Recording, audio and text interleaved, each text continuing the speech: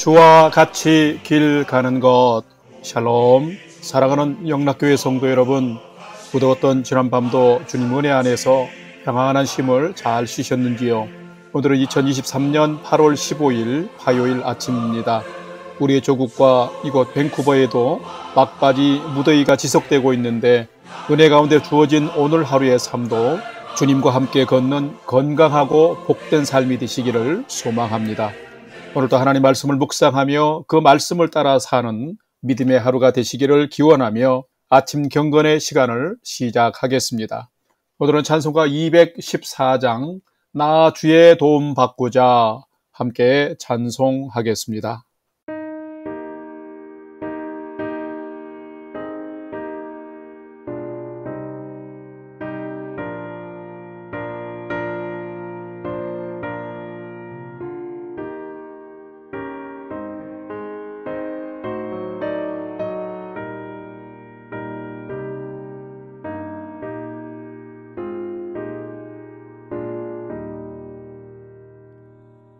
나 주의 도움 받고자 주의 손님께 빕니다. 그 구원 허락하시사 날 받아주소서. 내 모습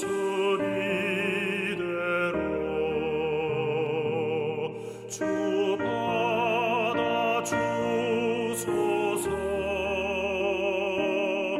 날 위해 돌아가신 주 날 받아주소서. 큰 죄에 빠져 영죽을 날 위해 피 흘렸으니 주 형상대로 빚으사 날 받아주소서.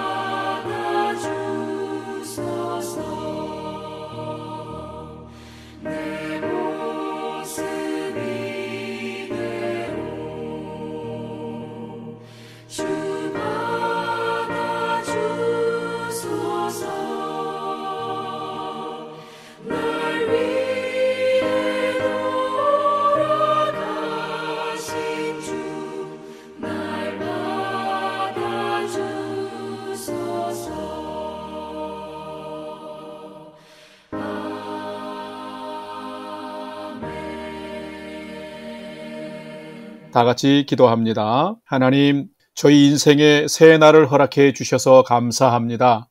오늘 또 말씀 앞에 섭니다. 말씀을 묵상할 때에 저희 눈과 마음을 여시사 말씀 안에 있는 풍성한 삶의 비밀을 깨달아 알게 해주시고 주신 말씀에는 순종하는 삶을 살게 해 주옵소서.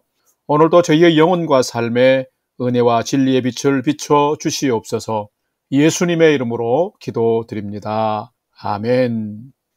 이제 오늘의 말씀 묵상 본문을 봉독하겠습니다. 오늘 본문은 예레미야 20장 7절로 18절까지의 말씀입니다. 7절부터 함께 봉독합니다. 여호와의 주께서 나를 권유하심으로 내가 그 권유를 받아싸우며 주께서 나보다 강하사 이기셨으므로 내가 조롱거리가 되니 사람마다 종일토록 나를 조롱하나이다. 내가 말할 때마다 외치며 파멸과 멸망을 선포하므로 여호와의 말씀으로 말미암아 내가 종일토록 치욕과 모욕거리가 됨이니이다. 9절 내가 다시는 여호와를 선포하지 아니하며 그의 이름으로 말하지 아니하리라 하면 나의 마음이 불붙는 것 같아서 골수에 사무치니 답답하여 견딜 수 없나이다. 10절 나는 무리의 비방과 사방이 두려워함을 들었나이다. 그들이 이르기를 고소하라 우리도 고소하리라 하오며 내 친한 봇도 다 내가 실족하기를 기다리며 그가 혹시 유혹을 받게 되면 우리가 그를 이기어 우리 원수를 갚자 하나이다. 그러하오나 여호와는 두려운 용사 같으시며 나와 함께 하심으로 나를 박해하는 자들이 넘어지고 이기지 못할 것이오며 그들은 지혜롭게 행하지 못함으로 큰 치욕을 당하오리니 그 치욕은 길이 잊지 못할 것이니이다. 의인을 시험하사 그 폐부와 심장을 보시는 만군의 여호와여 나의 사정을 주께 아뢰었사온즉 주께서 그들에게 보복하심을 나에게 보게 하옵소서. 여호와께 노래하라 너희는 여호와를 찬양하라. 가난한 자의 생명을 행악자의 손에서 구원하셨음이니라. 14절 내 생일이 저주를 받았다면 나의 어머니가 나를 낳던 날이 복이 없었다면 나의 아버지에게 소식을 전하여 이르기를 당신이 득남하였다 하여 아버지를 즐겁게 하던 자가 저주를 받았다면 그 사람은 여호와께서 무너뜨리시고 후회하지 아니하신 성읍같이 되었다면 그가 아침에는 부르짖는 소리 낮에는 떠드는 소리를 듣게 하였다면 좋을 뻔하였나니 이는 그가 나를 태에서 죽이지 아니하셨으며 나의 어머니를 내 무덤이 되지 않게 하셨으며 그의 배가 부른 채로 항상 잊지 않게 하신 까닭이로다. 어찌하여 내가 태에서 나와서 고생과 슬픔을 보며 나의 나를 부끄러움으로 보내는고 하니라. 아멘. 이제 오늘의 말씀 묵상을 함께 나누겠습니다. 첫 번째로 오늘 묵상 본문의 핵심 내용을 살펴보겠습니다. 오늘은 예레미야서 20장 7절에서 18절까지의 말씀을 묵상합니다. 예레미야 선지자가 부패한 유다의 임할 처참한 멸망을 예언하게 되자 제사장 바수훌이 예레미야를 때리고 목에 나무 고랑을 채워서 성전에 가두는 모습을 어제 본문에서는 기록하고 있습니다. 또한 오늘 본문은 어제 본문과 이어서 비록 하나님의 소명을 따라 타락한 예루살렘과 유다를 향해서 파멸과 멸망을 선포하지만 제사장도 백성들도 듣지 아니하고 받지도 아니하면서 오히려 선포하는 예레미야를 거짓 선지자로 취급하면서 조롱하고 생명을 위협받는 상황에서 이러지도 저러지도 못하는 고난 가운데 있는 진퇴양난에 빠진 예레미야 선지자의 모습을 오늘 기록하고 있습니다. 7절에서 13절의 말씀에 보면은 소명에 충성하자니 박해가 고통스럽고 소명을 거역하자니 마음에 말씀의 불이 타올라 골수에 사무치니 견딜 수가 없는 내적 갈등과 고통 가운데 있는 이 예레미야를 기록하고 있습니다. 14절에서 18절 말씀에는 예레미야가 참기 어려운 고난과 박해로 인해서 자신의 출생을 저주할 만큼 괴로워하고 있는 모습을 기록을 하고 있습니다. 오늘은 이 말씀을 묵상하면서 하나님의 소명을 다 알 수는 없지만은 믿음의 순종을 위해서 몸부림치는 예레미야의 모습을 보면서 내게도 이런 모습이 있는지 살펴보고 묵상해보는 시간이 되시기를 바랍니다. 두 번째로 오늘 묵상 본문에 나타난 하나님은 어떤 분인지를 살펴보겠습니다. 오늘 본문에 나타난 하나님은 메시지를 전하고 일을 행하도록 사람을 부르시고 사명을 주시는 분이 하나님이시다라는 것입니다. 오늘 본문 예레미야 20장 7절 말씀을 봉독합니다.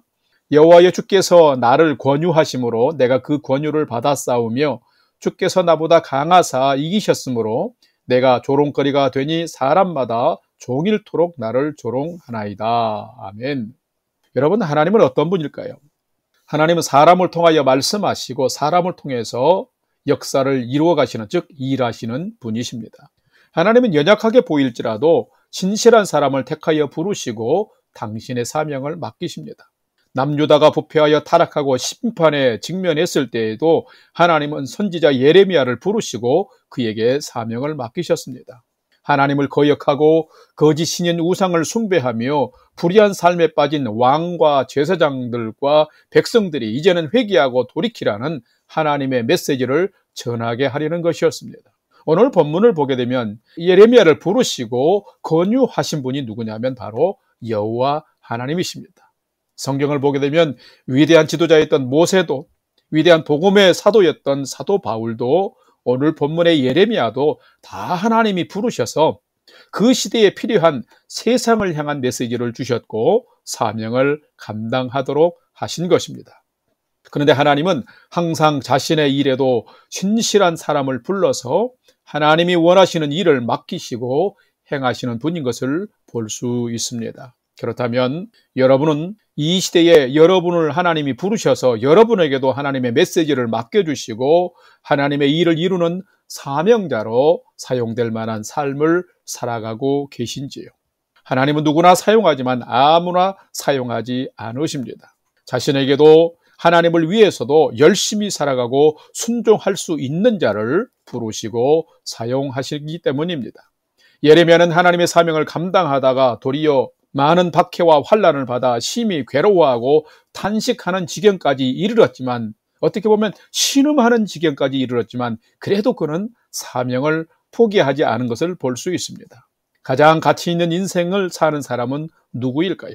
바로 하나님의 부름을 받고 사명을 받아서 사람과 세상을 위해서 하나님의 일을 감당하는 사람입니다. 하나님은 신실한 자를 불러서 하나님의 사명을 맡기시는 분입니다. 비록 사명을 감당하다가 모세처럼 사도 바울처럼 예레미야처럼 자신의 뜻과는 다르게 고난을 만날 수 있지만은 결국은 하나님은 승리케 하시는 분이십니다. 성도 여러분, 이런 하나님을 우리가 잘 알고서 오늘 또 내게 주어진 인생을 성실과 최선의 삶을 살아가도록 하시고 그런 여정에서 하나님의 쓰임받는 여러분의 인생이 되시기를 주님의 이름으로 축원합니다.